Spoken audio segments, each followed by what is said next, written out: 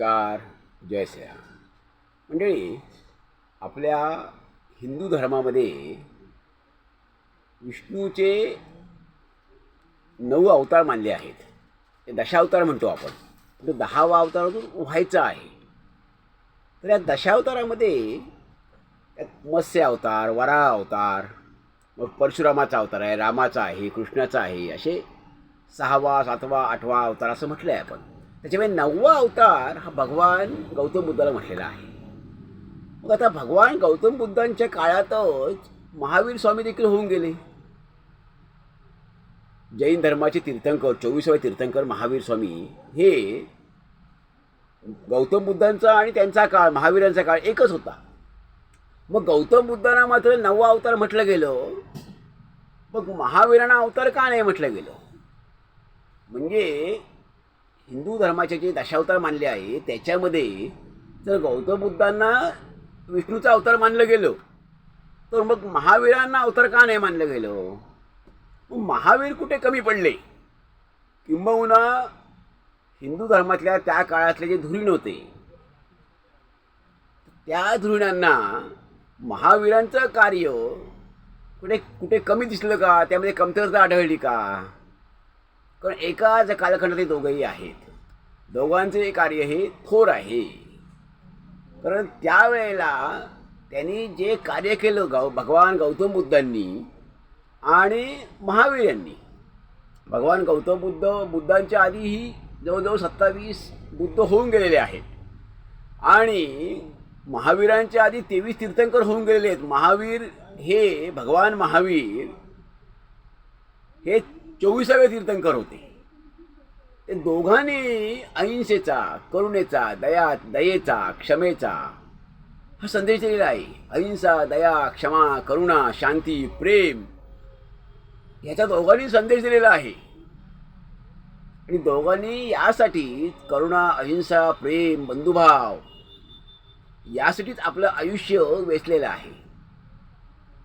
अर्थात त्यावेळेला ही गरज होती. ह्याचं कारण प्राणी हत्या वगैरे खूप प्रमाणात चाललेलं होतं. हिंसेचं वातावरण सैर झालेलं होतं. मग अशामध्ये अहिंसेच्या संदेशाची गरज होती. शांतिमय जीवन जगण्याची, त्याचा संदेश देण्याची गरज होती. हे काम दोघांनी केलेलं आहे. पण मग महावीरांना अवतार का नाही म्हटलं गेलं? नक्की काय कारण असावं? तर ह्याचं कारण हेच आहे की हिंदू धर्मामध्ये भगवान गौतम बुद्धांना 8 अवतारानंतर 9वा अवतार म्हटलं गेलं आहे.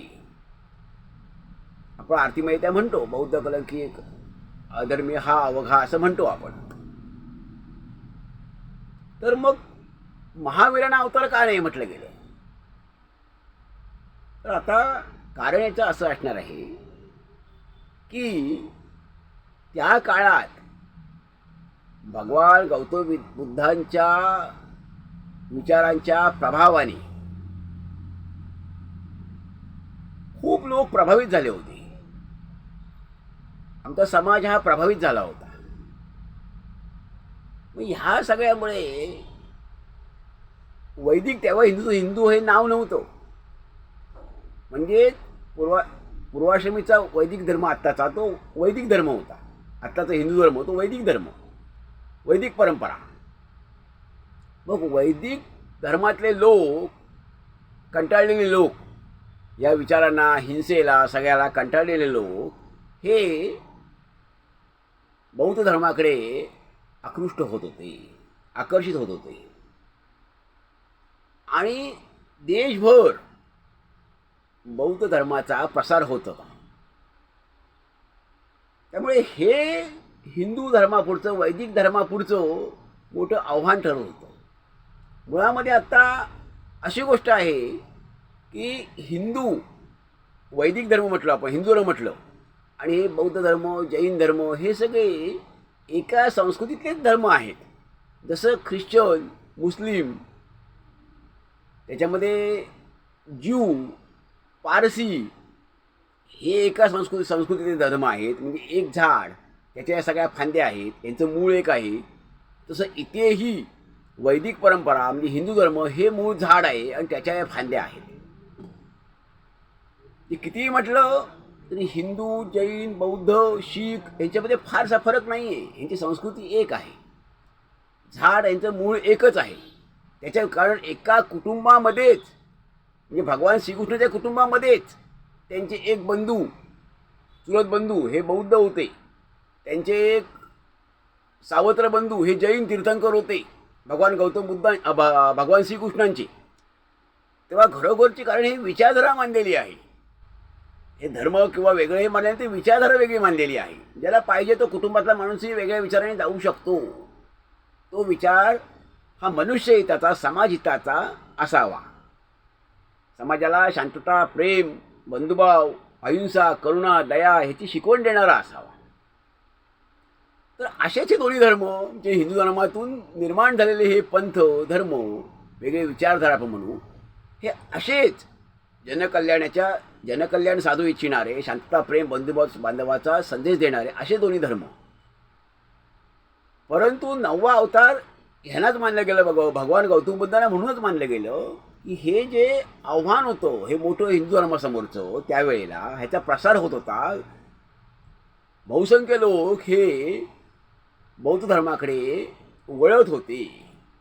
त्यामुळे हिंदू धर्मातल्या धृण्यांना, त्या काळातल्या वैदिक धर्मातल्या धृण्यांना हा पर्याय नव्हता, दुसरा पर्याय नव्हता. मग त्याच काळात हे अवतार वगैरे हा जो विषय आहे हा सुरू झाला असावा का? काही हुशार मंडळी, चतुर मंडळी समाजातली,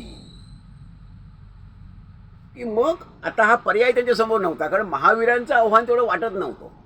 जैन धर्माचा प्रसार हा विशिष्ट मर्यादेपलीकडे होऊ शकलेला नाही. ह्यावर आपण वेगळा व्हिडिओ केलेला आहे की का होऊ शकलं नाही ते, की जगभर जैन धर्म हा पसरला नाही. बौद्ध धर्म मात्र भारतभर पसरून तो जगभर पसरला. अर्थात भारतामध्ये असं झाल्यानंतर की जे 7व्या शतकामध्ये आद्य शंकराचार्य आले, त्यांनी एक वेगळा विचार मांडला, वेगळं तत्त्वज्ञान मांडलं. त्यानंतर मग बौद्ध धर्माचा प्रसार जो होता, थोडा प्रभाव होता, थोडा कमी झाला. आणि त्यानंतर मुस्लिम आक्रमणं सुरू झाली. मुस्लिम आक्रमणं झाली, पण त्यानंतर मग भारताचा जो बौद्ध धर्म आहे तो त्याचं प्रमाण कमी झालं. परंतु अवतार जे भगवान गौतम बुद्धांना मानलं गेलं ते साधारणपणे 1ल्या, 2ऱ्या, 3ऱ्या शतकातच मानलं गेलेलं आहे. कारण हा सगळा प्रभाव बघून ही गरज वाटली हिंदू धर्मातल्या, वैदिक धर्मातले त्या काळात धुरीण होते, धर्म चालवणारे लोक, त्या धर्मप्रमुखांना भगवान गौतम बुद्धांना विष्णूचा अवतार मानण्याची गरज वाटली, गरज भासली की याच्याशिवाय आपल्याकडे पर्याय नाही आहे. नाहीतर आपल्या धर्मातून जाणाऱ्या लोकांना आपण अडवू शकत नाही. त्यामुळे आपल्या विष्णूचाच ते अवतार आहे भगवान गौतम बुद्ध, असं लोकांच्या मनावर त्यांनी बिंबवलं. मग महावीरांचं का नाही? तर महावीरांकडे, जैन धर्माकडे फारसा वर्ग प्रभावित होत नव्हता, फारसा वर्ग आकर्षित होत नव्हता. त्यामुळे महावीरांना 9वा वगैरे 10वा अवतार मानलं गेलेलं नाही. पण भगवान गौतम बुद्धांना मात्र मानलं गेलं. याचं कारण हेच आहे की प्रसार जो होता तो मोठ्या प्रमाणात होत होता. प्रभावाखाली लोक मोठ्या प्रमाणात गौतम बुद्धांच्या विचारांच्या प्रभावाखाली मोठ्या प्रमाणात वैदिक धर्मातील लोक जात होते. याचं कारण यज्ञातली हिंसा, यज्ञात होणारी दिली जाणारी आहुती ही मुख्या प्राण्यांची दिली जात होती आणि त्यामध्ये हे प्राणी जे आहे ते नाहक बळी पडत होते. ह्या सगळ्या विकृतीला सामान्य माणूस हा कंटाळलेला होता आणि ह्याला भगवान गौतम बुद्धांनी आणि महावीरांनी देखील आव्हान दिलं आणि त्यांनी वेगळा तेव्हा एक अहिंसेचा, करुणेचा, प्रेमाचा संदेश दिला. आणि त्या संदेशाने, त्या विचाराने सर्वजण हे प्रभावित होऊ लागले, समाज प्रभावित होऊ लागला. आणि ह्याचा विचार अखेरीस हा हिंदू धर्मातील म्हणजे त्या काळच्या वैदिक धर्मातील धुरीणांना हा करावा लागला की भगवान विष्णूंनी शेवटी ह्या हिंसेच्या उद्रेकाला कंटाळून हा भगवान गौतम बुद्धांच्या रूपाने 9वा अवतार धारण केला. अशा तऱ्हेचा एक संदेश समाजामध्ये हिंदू धर्मीयांमध्ये तेव्हा दिला गेला. मंडळी, यावर आपलं काय मत आहे आपण जरूर ऐकूया. धन्यवाद. जय हिंद, जय भारत.